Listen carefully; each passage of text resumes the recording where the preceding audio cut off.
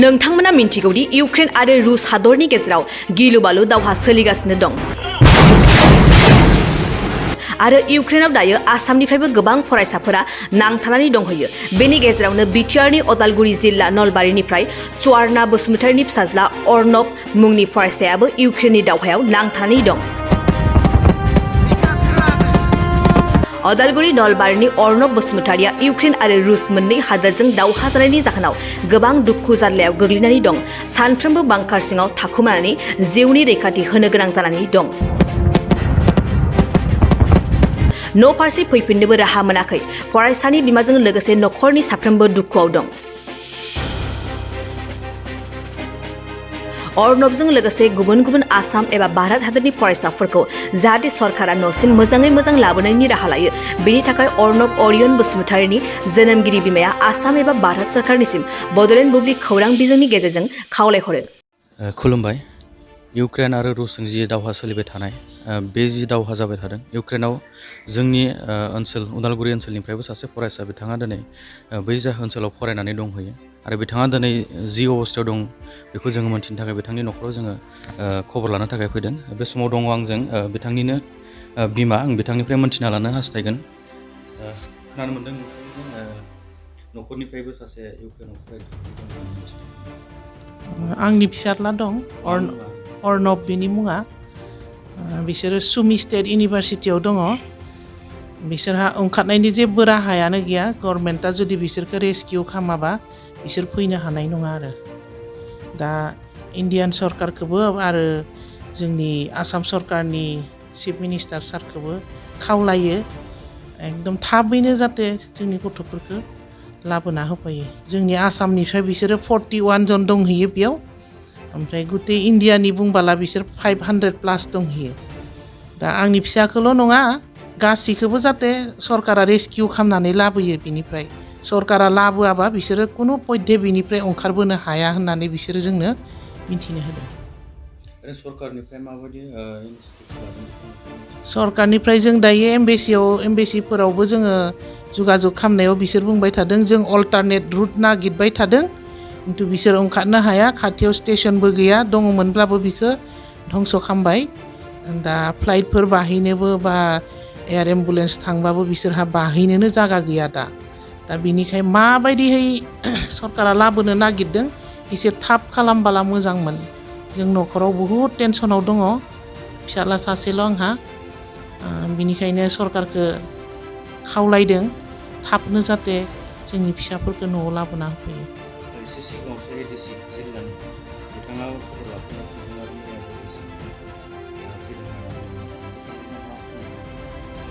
DC सारा मैयानो फैबाय, ओमफ्राय एडिसि सार, एडिसि बरा सार, ओमफ्राय बिथिं एसडिअ सदर आरो एसडिसि सासेबाव बिसोर बिथांमोना दा फैनानै थांबाय।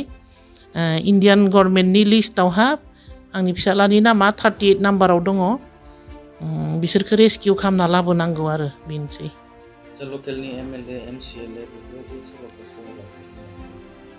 एमएलएआथ' दिनै आंखौ फन खालायदोंमोन। बिथाङा मिन्थिखायो आंनि फिसाला जे इउक्रेनाव दंहैयो, मिन्थिखागौ।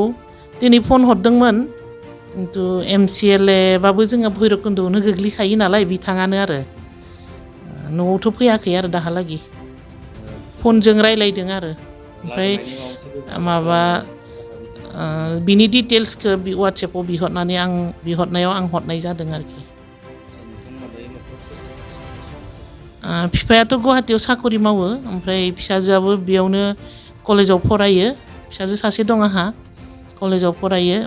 फिसाजो थायो बेयाव, ओमफ्राय जों बेयाव आं आइ आफा आरो आं थायो। बेसेबां बैसो आरो मा आयदा खालामो? बे मेडिसिनखौनो फरायो, MBBS 4th इयार। ओमफ्राय बैसोआ बेहा 21 जालांबाय, 22 रानिं। इउनिभारसिटिया सुमि स्टेट इउनिभारसिटि।